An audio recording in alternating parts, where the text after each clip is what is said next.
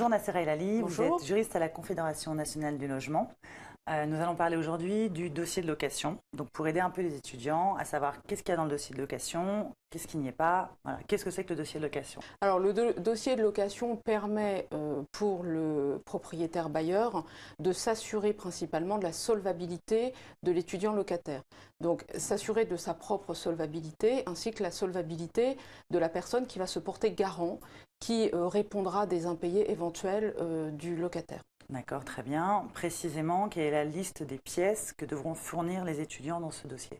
Alors pour les étudiants à proprement parler, les pièces se résument pour l'essentiel à un RIB, ainsi qu'à sa carte d'identité, voire un certificat de scolarité à défaut de carte d'identité. Pour le garant, la liste est beaucoup plus fournie.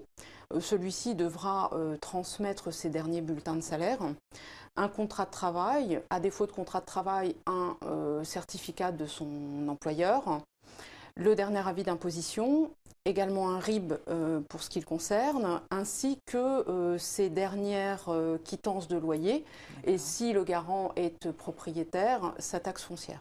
D'accord. Je crois que pour les étudiants qui n'ont pas de garant individuel, il y a d'autres moyens qui existent? Tout à fait. Alors, à défaut de garant individuel, les étudiants depuis peu peuvent avoir recours à ce qu'on appelle la caution locative étudiante, mais ils peuvent également se renseigner auprès de leur banquier pour bénéficier éventuellement de ce qu'on appelle la caution solidaire bancaire. D'accord. Et qu'est-ce que on voit le marché du logement est un peu difficile, donc il y a des propriétaires qui peuvent peut-être demander des pièces qu'ils n'ont pas le droit de demander. Voilà. Quelles sont les pièces que le propriétaire n'a pas le droit de demander dans tous les cas? Alors, sur le principe, il faut savoir que le propriétaire n'est pas en droit de demander toute pièce attentatoire à la vie privée. Alors, par exemple, un relevé de compte, c'est strictement interdit, voire encore éventuellement la carte d'assuré social. D'accord. La loi ALUR qui est entrée en vigueur prévoit un décret qui va arriver dans les prochains mois, qui va un petit peu préciser, qui va un peu modifier justement ces éléments du dossier de location. Qu'est-ce qu'on pourra en dire? Alors la loi ALUR qui est sortie donc, en mars 2014, qui a un an aujourd'hui, change la donne puisque précédemment, la loi de 89 qui régit les rapports entre locataires et bailleurs prévoyait une liste de documents qui ne pouvaient être demandés par le propriétaire aux candidats à la location.